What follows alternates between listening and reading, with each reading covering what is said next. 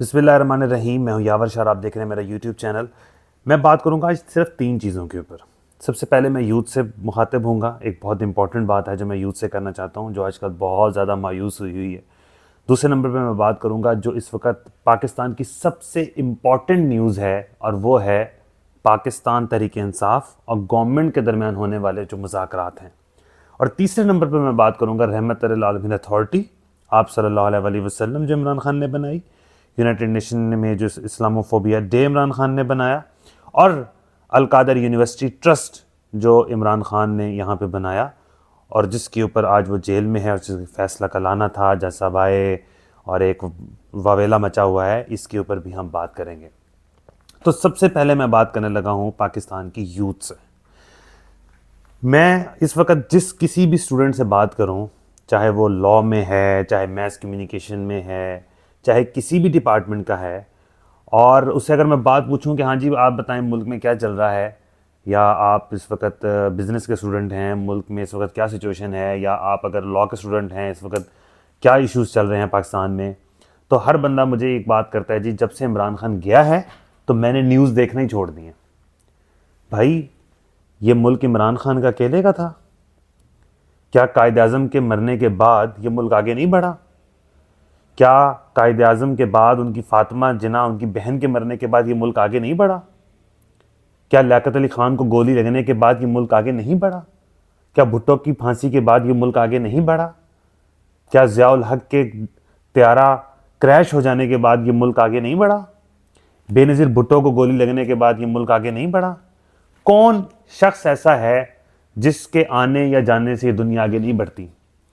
تو اس وقت جو 45% 50% جو پاکستان کی یوتھ ہے، جس کو پوری دنیا اس نظر سے دیکھ رہی ہے کہ اگر پاکستان کی کوئی سب سے بڑی طاقت ہے تو وہ پاکستان کی یوتھ ہے، جو اس وقت ریڑھ کی ہڈی ہے پاکستان کی. ان کے ایک ینگ جنریشن ان کے پاس زیادہ ہے، اور یہ لوگ جب اپنے یوتھ کو موبلائز کر لیں گے اور پاکستان کی انجن میں اپنے اس انرجی کو لگا دیں گے، تو پاکستان کہاں سے کہاں چلا جائے گا. یہ باہر کے لوگ دیکھ رہے ہیں، لیکن انہیں کیا پتا کہ پاکستان کے لوگ ایک عمران خان کے جیل جانے کی وجہ سے، جس کو وہ عمران خان 20 سال 25 سال ان کو صرف امید ہی دیتا رہا، ان کو موٹیویٹ ہی کرتا رہا، ان کو خودی اور علامہ اقبال کے فلسفے سناتا رہا، جو یہ بار بار کہتا رہا، نہیں تیرا نشیمن قصر سلطانی کے گنبد پر، تو شاہین ہے بسیرا کر پہاڑوں کی چٹانوں پر، میں سر بکف ہوں لڑا دے کسی بلا سے مجھے.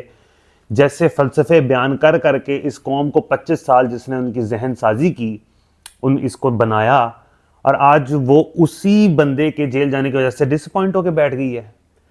تو بھائی آپ جتنے بھی پاکستان کے نوجوان ہیں، ان کو میں یہ میرا ایک سجیشن ہے، میری طرف سے مؤدبانہ گزارش ہے کہ براہ مہربانی آپ لوگ اب دوبارہ سے پاکستان میں، پاکستان کی سیاست میں، پاکستان کی نیوز میں، اور پاکستان کے کرنٹ افیئرز میں، پاکستان کے انٹرنیشنل افیئرز میں انٹرسٹ لیں.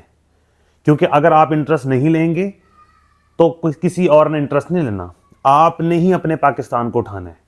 کوئی باہر سے آ کے آپ کے گھر میں نہ صفائی کرے گا، نہ آپ کے گھر کی عمارتیں ٹھیک کروائے گا، نہ آپ کی چھت ٹھیک کرے گا، نہ آپ کے باغیچے میں پودے لگائے گا، نہ آپ کی کچن میں کھانا بنائے گا. آپ کو ہی اٹھنا ہے اپنے گھر کو سنبھالنے کے لیے، اس کی پرورش کرنے کے لیے، اس کی لک آفٹر کرنے کے لیے. تو مایوسی اور بے بسی اور اس سٹریس میں اگر آپ رہیں گے نا، تو بھائیو ہونا کچھ بھی نہیں ہے. اپنا ہی نقصان کریں گے، اس ملک کا بھی نقصان کریں گے، اور اس ملک کے مستقبل کا اور آنے والے نسلوں کا بھی نقصان کریں گے. اور یہ سب سے امپورٹنٹ ٹائم ہے پاکستان کے لیے کنسرن ہونے کا، کیونکہ اس وقت ہم بلیک اینڈ وائٹ میں کھیل رہے ہیں. سب کو نظر آ رہا ہے اس وقت پاکستان کس طرف جا رہا ہے. اور اگر ہمارا میڈیا یا ہمارا انٹرنیشنل میڈیا یا ہمارا جو مین سٹریم میڈیا، ہمارے سوشل میڈیا کے لوگ اگر آپ کو دائیں بائیں شائیں دکھا رہے ہیں، یہ خود بھی یہ بات جانتے ہیں اس وقت پاکستان کس کرٹیکل کنڈیشن پہ آگے کھڑا ہو چکا ہوا ہے. آپ دیکھیں اس وقت پاکستان میں چاروں طرف آگ لگی ہوئی ہے، ہر طرف جو ہے وہ پاکستان سے دھوئیں اٹھ رہے ہیں.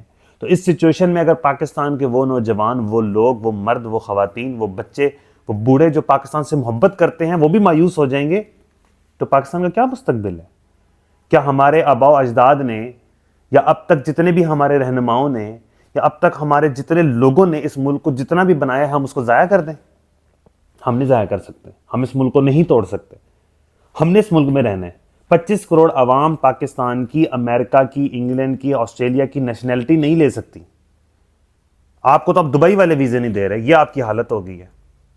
تو الٹیمیٹلی آپ نے اپنے گھر کو خود ہی اٹھانا ہے اور آگے لے کے چلنا ہے اس ملک کو. نمبر 1. نمبر 2، اب میں بات کرتا ہوں یہ جس وقت پی ٹی آئی کے اور حکومت کے جو مذاکرات ہو رہے ہیں یہ بہت امپورٹنٹ ہیں.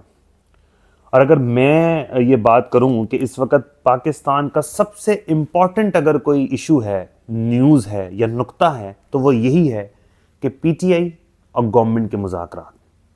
اس سلسلے میں میں سب سے پہلے داد دینا چاہوں گا ایاز صادق صاحب کو، جو اس وقت قومی اسمبلی کے اسپیکر بھی ہیں اور اس وقت مذاکراتی کمیٹی میں ان کا ایک اہم رول ہے.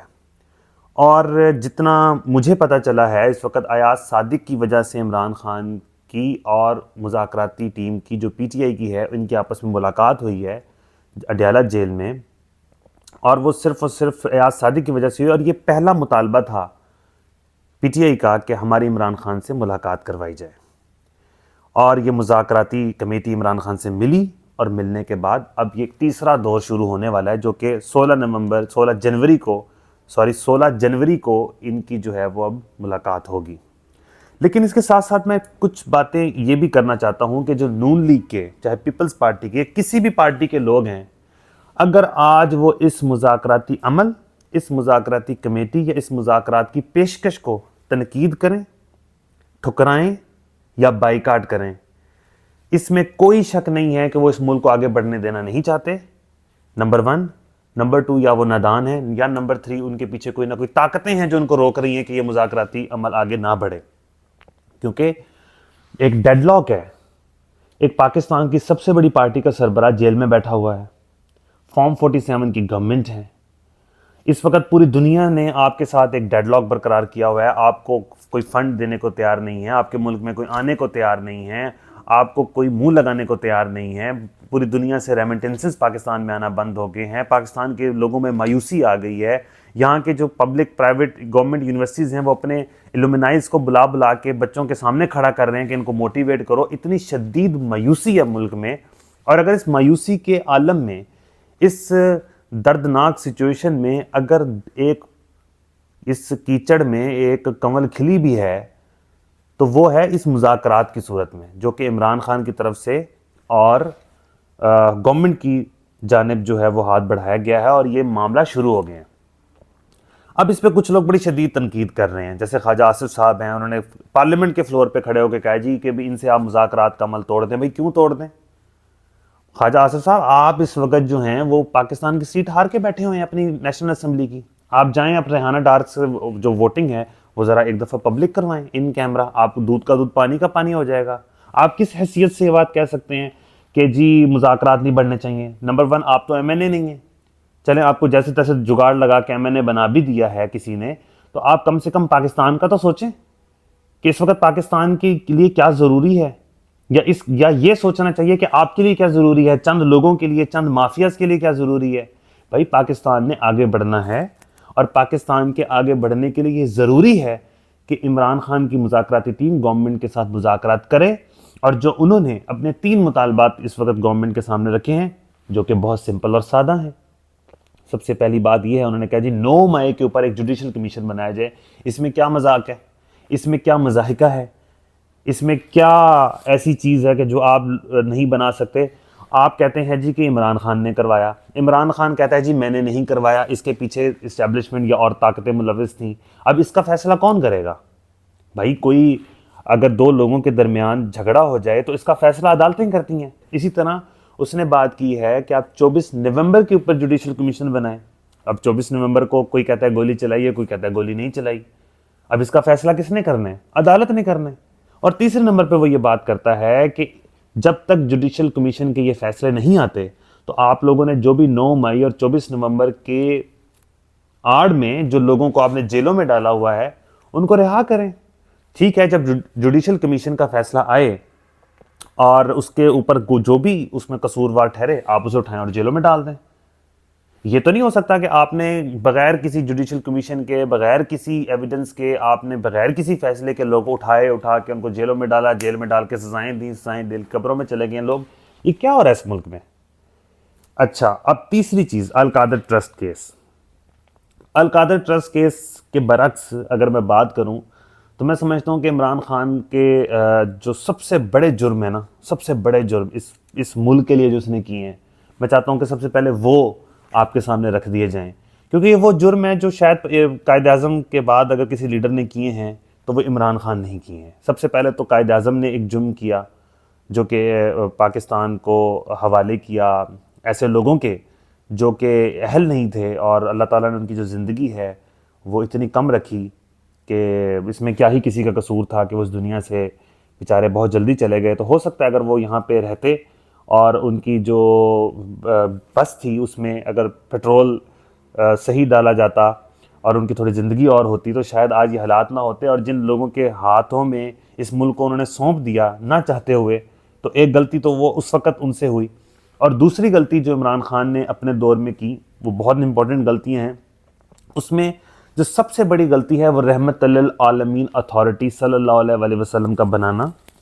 اب رحمت للعالمین اتھارٹی کیا تھی؟ پوری دنیا سے انتہائی کریڈیبل عالم دین، پوری دنیا سے جتنے بھی پاکستان میں اور دنیا بھر میں مسلمانوں کی آبادی ہے، پوری دنیا سے جو عالمین ہیں ان پہ مشتمل ایک کمیٹی تھی جس کا نام رکھا گیا رحمت للعالمین اتھارٹی صلی اللہ علیہ وآلہ وسلم، جو پوری دنیا میں ہونے والی ناموس رسالت صلی اللہ علیہ وآلہ وسلم کے اوپر آنسر دے گی پڑھے لکھے انداز میں۔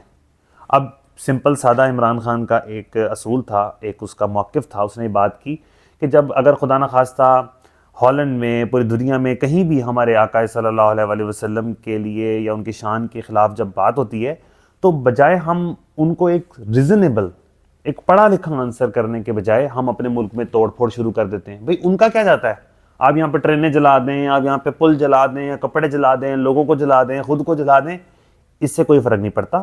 ایک احکامانہ ہمارا یہ رویہ تھا جس کے برعکس رحمت للعالمین اتھارٹی بنائی گئی کہ پوری دنیا کے کریڈیبل عالمین جو ہیں وہ منہ توڑ جواب دیں، پوری دنیا میں کہیں بھی اگر ہمارے آقا صلی اللہ علیہ وآلہ وسلم کی شان میں کہیں بھی گستاخی ہو تو سب سے پہلا قصور جو عمران خان کا تھا وہ رحمت للعالمین اتھارٹی کا بنانا تھا۔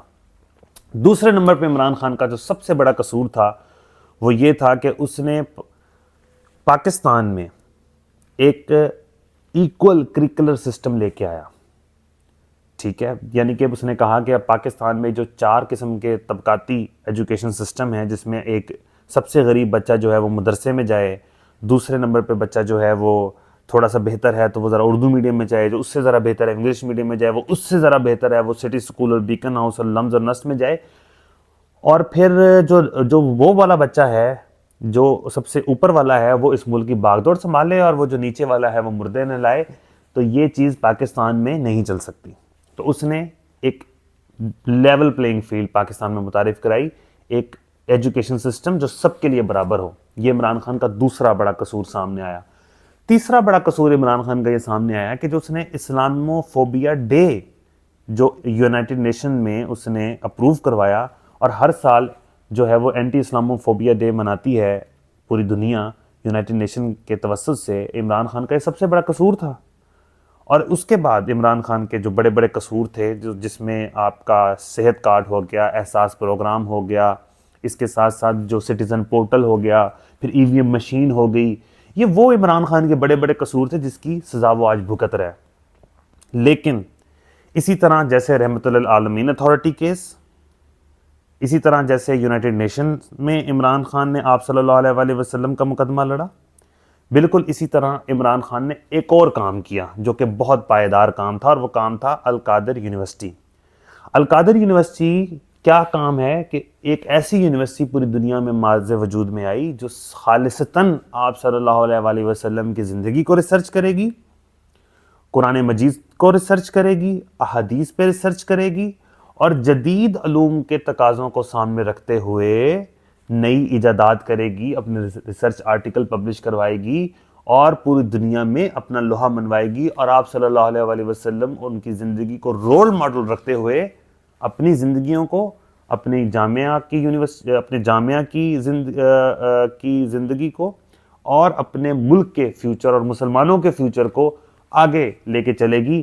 یہ القادر یونیورسٹی تھی جس کی سزا وہ آج